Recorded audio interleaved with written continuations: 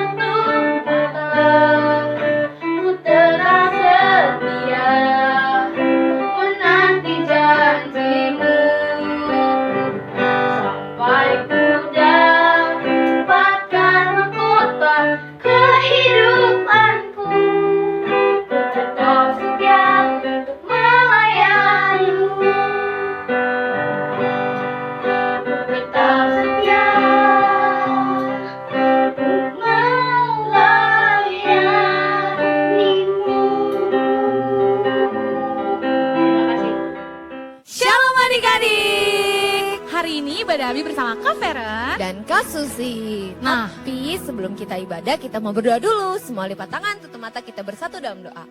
Bapak, terima kasih Bapak kiranya Engkau telah berkati kami dalam hari ini Bapak. Engkau berkati pada minggu ini Bapak. Engkau berkati anak-anakmu yang ingin memuji, memuliakan dan mendengar firman Tuhan Bapak. Kami mengucap syukur Bapak agar mereka tetap fokus untuk memuji dan memuliakan nama Engkau. Dalam nama Tuhan Yesus yang percaya katakan amin. Yuk bangkit berdiri adik-adik. Yuk kita memuji nama Tuhan lebih lagi.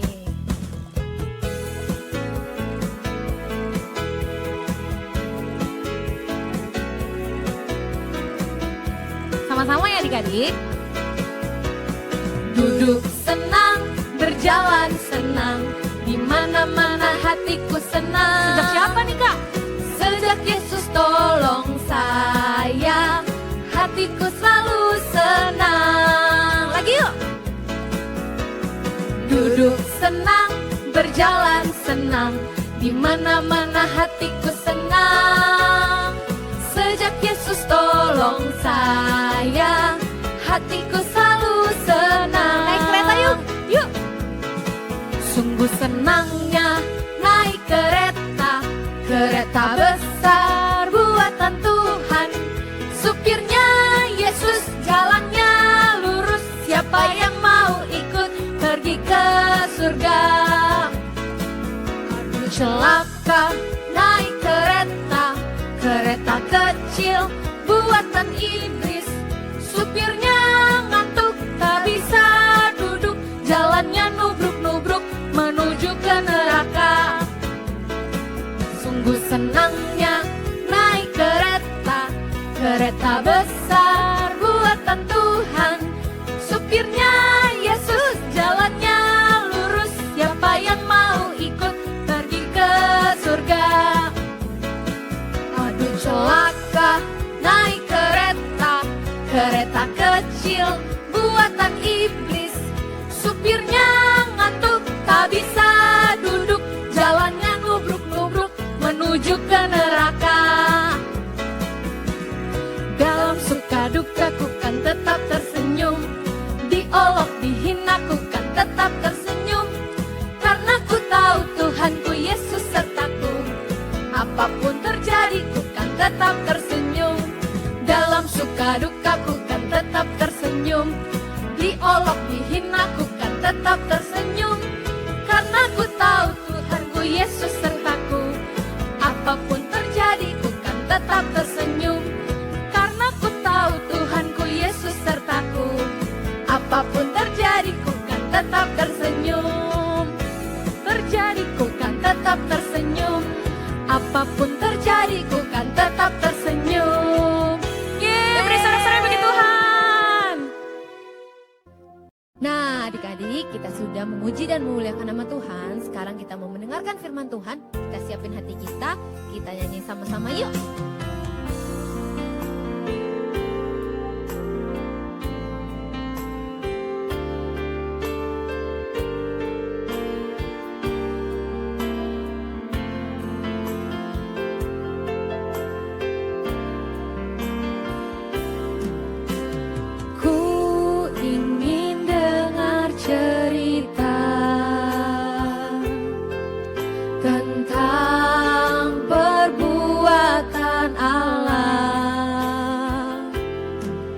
Biarlah cerita itu tetap tinggal dalam hatiku sampai selamanya. Kita lebih sungguh-sungguh lagi yuk adik-adik. Ku ingin dengar cerita tentang perbuatan Allah.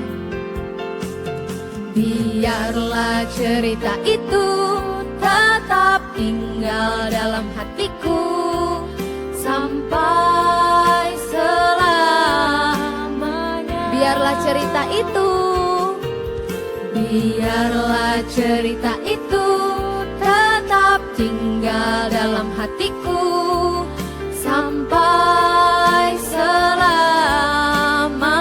Biarlah cerita itu, biarlah cerita itu tetap tinggal dalam hatiku sampai selamanya. Adik-adik, mari kita bersatu dalam doa. Tuhan, terima kasih Engkau sudah memimpin ibadah kami hari ini. Sekarang tiba saatnya kami ingin mendengarkan firman Tuhan. Kiranya Engkau berkati kakak yang memberitakan firman Tuhan, berkati kami juga yang mendengarkan. Terima kasih Tuhan Yesus, hanya dalam nama-Mu kami berdoa dan mengucap syukur. Haleluya, amin. Shalom adik-adik, apa kabar? Bagaimana kabar kalian? Sehat ya? Tetap jaga kesehatan, jaga jarak, dan selalu pakai masker. Ya, hari ini Tante Frida mau cerita tentang Saulus. Siapa yang pernah kenal dengan Saulus? Atau pernah dengar cerita Saulus? Iya, dia adalah seorang yang sangat jahat, suka membunuh orang-orang Kristen, pengikut-pengikut Kristus. ya, laki-laki atau perempuan selalu dibunuh dan dikejar-kejar. Nah, pada suatu hari Saulus ini sedang mengejar orang-orang Kristen menuju kota Damsyik, ya. Tapi di tengah jalan dia melihat suatu sinar yang sangat terang, silau sekali, sampai dia tidak melihat, ya, tidak bisa melihat dari mana asalnya sinar itu, ya, karena sinar itu sangat terang. Dan ada suara yang mengatakan, "Saulus, Saulus, mengapa engkau menganiaya aku? Siapa kamu? Aku tidak kenal kamu." Dari balik sinar itu terdengar suara, "Akulah Yesus yang kau aniaya itu." Nah, karena begitu silaunya, Saulus tidak bisa melihat, ya. Lalu ada suara lagi yang mengatakan, "Bangunlah." Teman-teman yang mengikut Saulus juga mendengar suara itu, ya. Lalu teman-temannya ini menuntun Saulus menuju ke sebuah daerah, ya, yang dinamakan Jalan Lurus. Nah, Tuhan menyuruh Saulus untuk ke sana. Nah, adik-adik, selama 3 hari Saulus tidak bisa melihat. Adik-adik, kalau adik-adik di rumah mati lampu 1 jam aja, enak gak? Gak bisa ngelihat apa-apa, gelap. Tidak enak, ya. Nah, apalagi ini 3 hari Saulus merasakan gelap sekali, tidak bisa melihat apa-apa, ya. Nah, akhirnya dia berdoa, ya. Dia nggak tahu apa yang harus dia lakukan, ya, karena dia bingung, dia harus berbuat apa. Nah, di suatu tempat, ya, seorang murid Yesus bernama Ananias, ya, Tuhan datang kepada Ananias, menyuruh Ananias untuk datang ke Jalan Lurus, menemui Saulus dan mendoakan Saulus. Adik-adik, Ananias bilang kepada Tuhan, ya, kepada suara itu, "Kenapa saya harus mendoakan dia? Dia kan orang jahat. Saya suka dengar dia suka menganiaya orang-orang Kristen, bahkan membunuhnya. Mau laki-laki atau perempuan, dia begitu kejam, kenapa kita harus doakan?" Tapi Tuhan bilang, "Aku punya rencana yang besar untuk orang ini." Karena Tuhan mengatakan gitu, Ananias menurut apa yang dikatakan Tuhan. Dia pergi ke rumah itu dan dia tumpangkan tangan ke pundak Saulus. Nah, setelah berdoa, ya, Saulus mencoba membuka matanya. Ya, dia merasakan ada titik terang yang dia lihat dan dia sekarang bisa melihat, ya. Di dalam pergumulannya selama 3 hari di dalam kegelapannya, Tuhan menyatakan bahwa Tuhan akan memakai Saulus. Dan kini Saulus berganti nama menjadi Paulus. Nah, adik-adik tahu siapa yang kenal dengan Paulus? Ya, tadi kita sudah mendengar kisah hidupnya, ya. Dulunya dia seorang yang sangat membenci orang Kristen. Ya, orang Kristen selalu dikejar-kejar, dibunuhnya. Nah, tapi sekarang 360 derajat hidupnya berubah. Dia mulai berdoa, dia mulai bersekutu dengan murid-murid Tuhan Yesus yang lain, ya. Bahkan dia rajin menginjil. Dari satu tempat ke tempat yang lain, dia terus memberitakan kabar baik. Mengapa hidupnya begitu berubah, adik-adik?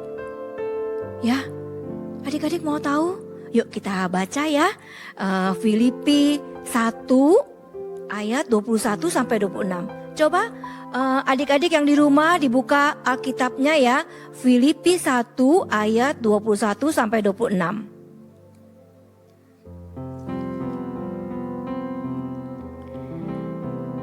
Karena bagiku hidup adalah Kristus dan mati adalah keuntungan. Tetapi jika aku harus hidup di dunia ini, itu berarti bagiku bekerja memberi buah. Jadi, mana yang harus kupilih? Aku tidak tahu. Aku didesak dari dua pihak. Aku ingin pergi dan diam bersama-sama dengan Kristus. Itu memang jauh lebih baik. Tetapi lebih perlu untuk tinggal di dunia ini karena kamu.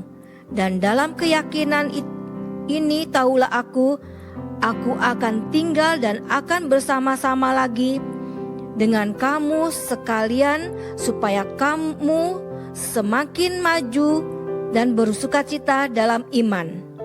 Sehingga kemegahanmu dalam Kristus Yesus makin bertambah karena aku, apabila aku kembali kepada kamu.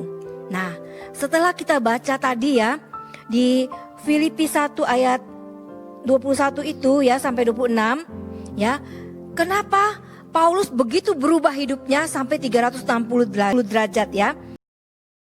Karena Kristus telah mati dan bangkit untuk menebus dosa Paulus dan dosa kita ya.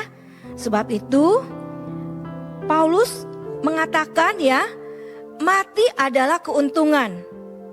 Setelah Paulus bertobat, ia menyerahkan hidupnya ya, seluruh hidupnya untuk menginjil, memenangkan banyak jiwa karena dia tahu sekarang hidup adalah Kristus dan mati adalah keuntungan. Jika ia mati, ia akan masuk ke dalam kerajaan surga. Beda dengan orang yang belum mengenal Tuhan ya adik-adik ya. Nah, yang kedua dikatakan hidup adalah memberi buah. Sebab Paulus mau bekerja bagi Kristus, Sang Raja kita yang hidup dan mencari banyak jiwa. Ya, dia rajin, dia giat mengabarkan Injil ya. Dia ingin semua orang yang tadinya hidupnya gelap ya, tidak mengenal Tuhan, jadi mengenal Tuhan ya, seperti dirinya. Tadinya dirinya belum mengenal Tuhan, tidak tahu apa-apa, hidupnya jahat, tapi setelah mengenal Tuhan dia mempunyai kasih.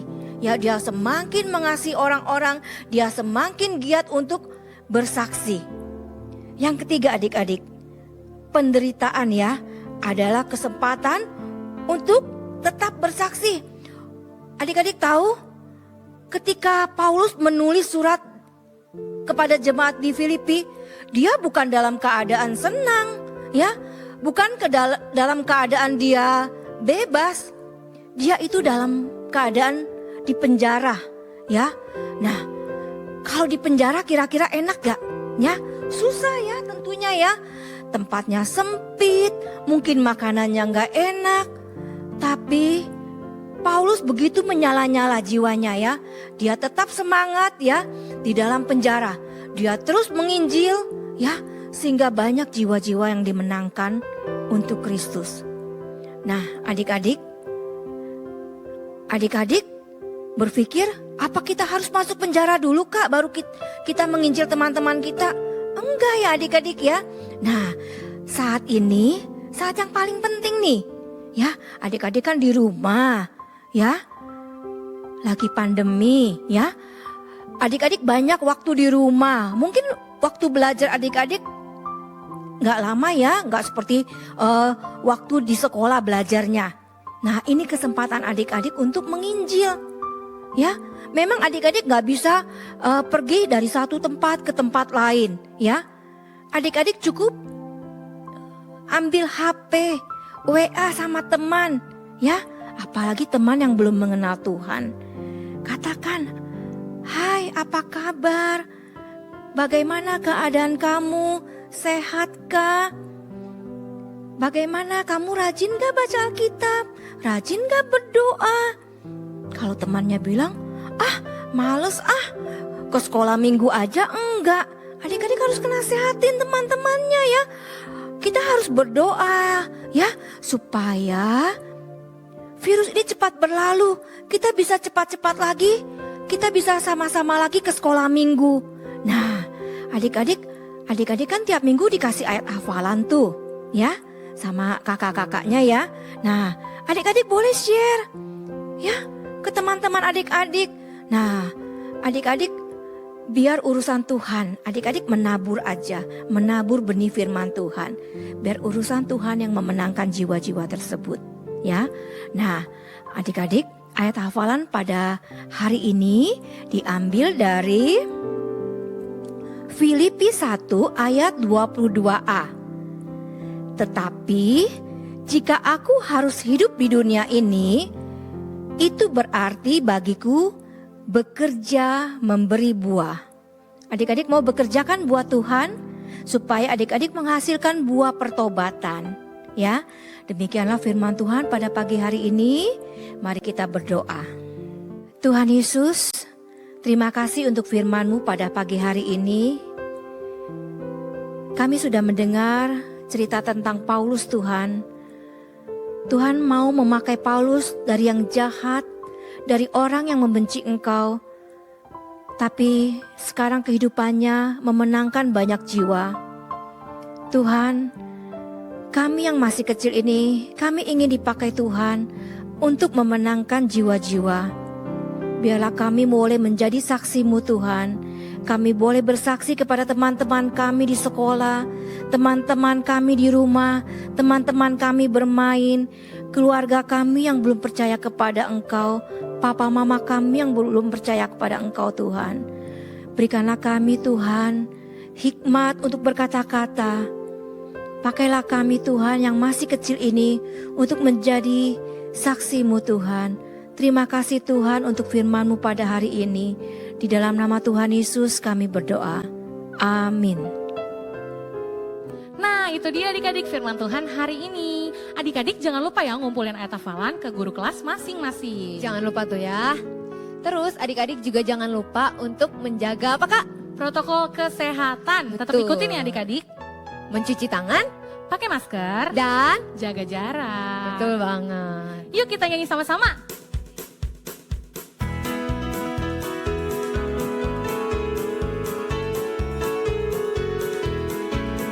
Yesus di dalam rumahku, senang-senanglah, senang-senanglah, senang-senanglah. Yesus di dalam rumahku, senang-senanglah, senang-senanglah. Pakai bahasa Inggris Kak? Yuk. When Jesus in the family, happy happy home, happy happy home, happy happy home. When Jesus in the family, happy happy home, happy happy home. Yeay! Selamat hari Minggu adik-adik. Sampai jumpa minggu depan. Tuhan Yesus Memberkati. Happy Sunday.